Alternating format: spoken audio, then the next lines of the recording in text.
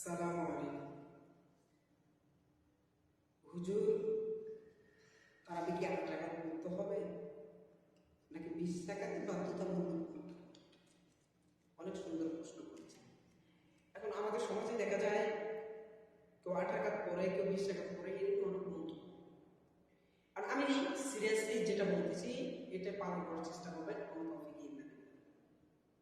যে আমার কথা হচ্ছে যে আপনি 8 টাকা পড়েন, আপনি 20 টাকা পড়েন, কোনো সমস্যা নেই।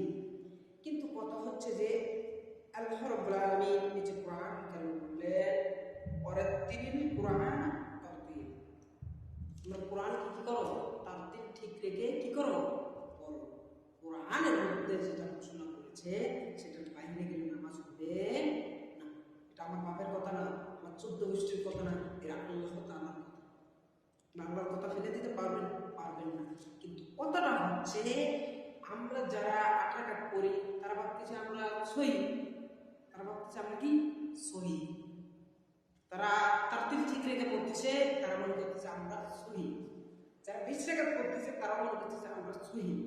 কিন্তু কোরআনের আয়াত পাওয়াও সত্য, কোরআনের আয়াত আছে এবং খতমে তারাবি করতেছে, খতমে তারাবির মধ্যেও ওয়ারাত্তিলিল কুরআন তারতিলা এই আয়াতটাও করতেছে। কিন্তু আয়াতের ব্যাখ্যা তো বোঝে কিন্তু মানার চেষ্টা করতেছে। প্রিয় ভাই, আপনাদেরকে বুঝে দিতে চাই যে আপনি হাফেজ হয়েছেন, মুফতি হয়েছেন, মুহাদ্দিস হয়েছেন, কিন্তু কোরআনের ব্যাখ্যাকে আপনি উল্টাভাবে তুলে হবে না। আপনি চাকরির ভয় করলে হবে না, চাকরি আজ আছে কাল নাই এটার ভয় আপনি করবেন না।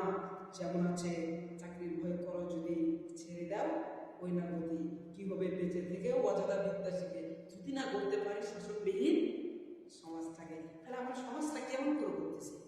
আমাদের সমাজই হচ্ছে না, আমরা সমাধানই করতে পারছি। আলেম সমাজটা আমরা সমাধান করতে পারছি কেন? চাকরির ভয় করেন, এর জন্য আপনার দ্বারা সমাজ কখনো হবে না। আপনার দ্বারাই আপনি যে কুসংস্কার শুরু করছেন কোরআনের আয়াতকে উল্টে আপনি অন্যদিকে চলে যাচ্ছেন। টাকার ধান্দা, চাকরির ধান্দা করে আপনি আপনার যৌবন্ত যেমন তেমন আপনার ইবাদতটাও তেমন করতে হবে। আপনি ইবাদতের মধ্যে কেন আপনি অশামিল করবেন? এটা জবাবদিহি কে দিবে? ইমাম দিবে। আমি অনেক জায়গায় দেখি এত দ্রুত তারাবি পড়ে, এত সুই যেমন একজন মানুষকে কি করে আঘাত, যেমন ছুরি যেমন একজন মানুষকে আঘাত করে, এর চেয়েও দ্রুতভাবে কোরআন তেলাওয়াত করতেছে। এবং আপনি মুখস্থ যখন করবেন তখন এত দ্রুত করলে কোনো সমস্যা হবে না। কিন্তু আপনি যখন নামাজে দাঁড়াচ্ছেন তখন আপনি এত দ্রুতভাবে করতেছেন। প্রিয় ভাই, এত দ্রুতভাবে কখনো হয় না, এত দ্রুতভাবে কখনো করা যায় না। কোরআনের মধ্যে আমি বলে দিলাম, কোরআনের ব্যাখ্যা আপনাদেরকে দিয়ে দিলাম। এখন আপনারা কি করবেন? আপনাদের মতামত যে জায়গায় খতমে তারাবি হয় সেখানে জায়গায় কি হয়? দূরত্ব করা হয়।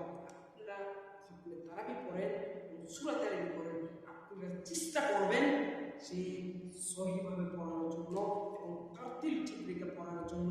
প্রিয় মুসল্লিয়ানে কিরাম, একটা জিনিস জেনে রাখবেন, আপনি যে কোরআন তেলাওয়াত করতেছেন নামাজে, নামাজকে অপমান করতেছেন না, কিন্তু আপনি কোরআনকে অপমান করতেছেন। সিজদায় গেছেন, সিজদায় যে সুবহান রাব্বিয়াল আলা বলবে, মুক্তাদি যে সুবহান রাব্বিয়াল আলা বলবে, এটা সুযোগ পাচ্ছে না। প্রিয় ইমাম সাহেব এবং সবাইকে আমি বলে দিতে চাই, আপনার জন্য এই ব্যক্তির নামাজ হচ্ছে না, তারতিল হচ্ছে না, আপনাদের সে ভাবকে আর নামাজ হচ্ছে না, কিন্তু এদের নামাজ আল্লাহ তাআলা কবুল করবে। কিন্তু ইমামেরা চাপের মধ্যে পড়ে যাবে। কাল কিয়ামতের দিন আপনার জবাবদিহি করতে হবে। আপনি নিজেরটাই আপনি নিজে বোঝেন, আপনি নিজেরটাই আপনি নিজে বলেন, আপনি নিজেরটাই আজকে সতর্ক হয়ে যান। এই বলে আমার বক্তব্য শেষ করছি। আসসালামু আলাইকুম ওয়া রাহমাতুল্লাহি ওয়া বারাকাতুহু।